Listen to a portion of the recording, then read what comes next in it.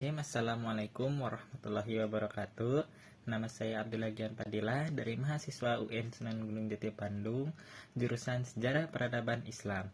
Hadirnya di dalam video ini saya ingin menjelaskan sejarah sosial Islam di Republik Singapura. Kata Singapura atau Temasik bukanlah merupakan hal yang asing di telinga masyarakat Nusantara, yaitu merujuk pada sebuah pulau kecil di ujung semenanjung Melayu yang sekarang berubah menjadi negara kota modern. Singapura pada dasarnya merupakan sebuah pulau tropis yang terletak 1 derajat di sebelah utara Khatulistiwa. Dari atas terlihat seperti sebuah berlian yang memanjang di sisinya. Daratan Singapura sekitar 700 km persegi dari kira-kira 50 km dari timur barat.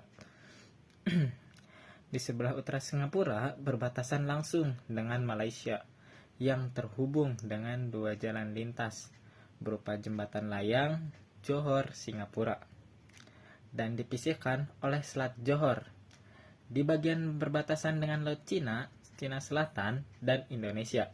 Wilayah Singapura terdiri dari satu pulau besar sepanjang 30 mil yang dikenal dengan sebutan Pulau Ujong atau Ujung, artinya uang semenanjung, dan 62 pulau kecil yang mengelilingi Pulau Ujong. Jadi jumlah pulau dimiliki Singapura sebanyak 63 pulau.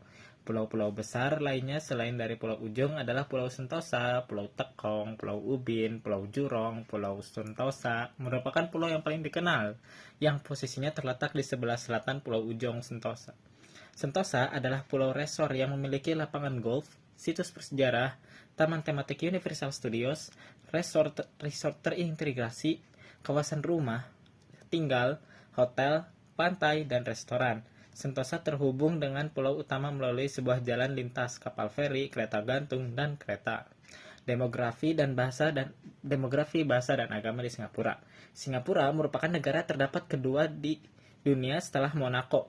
Mayoritas penduduk Singapura berasal dari etnis Tionghoa, Melayu, dan India. Keturunan Asia lainnya, sekitar 42% penduduknya, merupakan pekerja asing dan pelajar atau mahasiswa.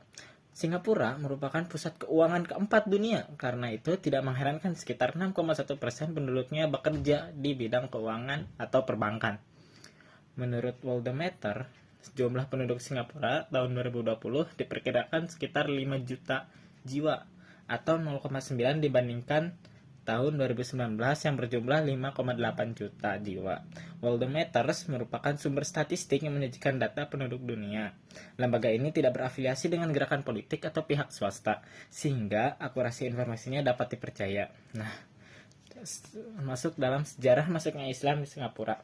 Semenjak lahirnya Islam pada abad ke-7 Masehi, Islam telah menyebar ke kawasan timur melalui jalur perdagangan yang telah dirintis sebelum kedatangan Islam di Jazirah Arab, yaitu melalui jalur sutra dan maritim atau lautan. Sejak awal Muslim, Arab dan Persia dikenal memiliki bakat komersial, terutama dimotivasi oleh ajaran agamanya dan keterampilannya berlayar yang sangat baik. Dengan demikian, mereka dapat memonopoli perdagangan timur dan barat melalui jalur sutra dan maritim. Kapal mereka terus berhenti di berbagai pelabuhan untuk menambah perbekalan air, minum, dan makanannya, karena harus perbaiki kapalnya atau menunggu perubahan arah angin untuk melanjutkan perjalanan yang mereka tuju. Nah, interaksi tersebut mengakibatkan perluasan Islam lebih lanjut kepada masyarakat di luar kawasan Arab, terutama kota-kota pesisir di anak benua India, pulau-pulau di Nusantara, seperti semenanjung Indonesia, Filipina modern, dan Tiongkok, yang diyakini bahwa Islam pertama kali tiba di kawasan Asia Tenggara sejak abad ke-7 Masehi. Menurut catatan sejarah, para pedagang Muslim datang ke Nusantara, Indonesia, karena rempah-rempah sebagai barang dagangan yang sangat berharga. Tidak sedikit dari pedagang Muslim tersebut yang menetap di wilayah-wilayah sekarang yang dikenal dengan Indonesia dan berbaur dengan penduduk setempat. Apalagi setelah datang para saudagar Muslim di sepulau Sumatera, Semenanjung, dan Jawa, raja-raja di pulau itu mulai memeluk agama Islam yang selanjutnya memudahkan integrasi mereka ke dalam jalur perdagangan sekitar abad 12 Masehi. Nah, di sini saya akan menjelaskan kelompok-kelompok Islam di Singapura. Secara garis besar, Muslim di Singapura terdiri dari dua, yaitu Muslim Melayu dan Muslim migran dari Jawa, suku Bugis, India, dan Arab. Mayoritas Muslim Singapura mazhab Sunni Syafi'iyah. Sebagian kecil menganut mazhab Sunni dan Syiah. Ada juga kelompok Islam lainnya di luar mazhab tersebut seperti kelompok Salafi, Muhammadiyah. Mazhab Sunni Syafi'iyah merupakan mazhab mainstream di kawasan Asia Tenggara. Singapura, ajaran atau mazhab Syafi'iyahnya banyak dianut oleh etnis Melayu, Bugis, Jawa, dan sebagian Muslim kecil lainnya. Kelompok Muslim etnis Melayu memiliki beberapa organisasi keagamaan seperti Yayasan Mendaki, Muslim Missionary Society, Perdaus, Perhimpunan Ulama dan Guru Islam Singapura atau Pergas, Muhammadiyah, Perhimpunan Teologi Islam Singapura atau Pertapis, dan Young Women Muslim Association of Singapura atau YMMA. Mazhab Sunni Hanafiyah pada umumnya dianut oleh kelompok Muslim asal Asia Selatan, yaitu Muslim Pakistan dan India. Biasanya kelompok ini bergaul dengan kelompok Muslim penganut Syafiliyah dari etnis Melayu. Beberapa masjid yang dibangun oleh kelompok Muslim Hanafiyah adalah Masjid Anggulia, Masjid Abdul Ghaffar, Masjid Bekulain, dan Masjid Maulana Muhammad Ali. Nah, perkembangan institusi Islam satu MUIS dan lembaga syartah.